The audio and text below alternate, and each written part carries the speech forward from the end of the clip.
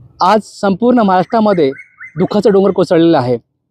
त्याचं महत्त्वाचं कारण म्हणजे आज आपले राज्याचे लाडके उपमुख्यमंत्री अजितदादा पवार हे मुंबईहून बारामतीकडे रवाना होत असताना अचानकपणे धावपट्टीच्या अलीकडेच त्यांचं विमान कोसळलं व या दुर्दैवी घटनेमध्ये दादांचं अपघाती दुःखद निधन झालं। दादांचा स्पष्टवक्तेपणा, मिश्कील स्वभाव व विनोदी वृत्ती यामुळे दादा हे संपूर्ण देशभर प्रसिद्ध होते।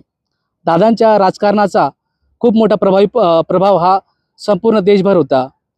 दादांच्या असा आकस्मिक जाण्याने आज महाराष्ट्राचं राजकारण हे बेचव झालेलं आहे आणि या घटनेमुळे संपूर्ण राज्यभर काळा दिवस म्हणून आता पाळला जाणार असून या ठिकाणी महाराष्ट्र राज्य सरकारने देखील 3 दिवसीय हा दुखवटा जाहीर केला आहे व त्याच पार्श्वभूमीवर आज धुळे जिल्ह्यात कार्यालय या ठिकाणी देखील आपण पाहू शकता की आपल्या देशाचा जो आपलं जे राष्ट्रीय ध्वज आहे हे दादांना मानवंदना देण्यासाठी ते अर्धस्थितीमध्ये उभं गेलं असून व या ठिकाणी देखील आज धुळे जिल्ह्यामध्ये 3 दिवसाचा दुखवटा हा पाळला जाणार असून आज धुळे शहरामध्ये शाळा कॉलेज यांना देखील सुट्टी दिली जाणार आहे आणि आज या दुःखद घटनेमध्ये दादांना भावपुरी श्रद्धांजली म्हणून आम्ही जनसामान्य माध्यमाच्या द्वारे आम्ही देत आहोत। मी जिंद्र घरात जनसामान्याचा आवाज।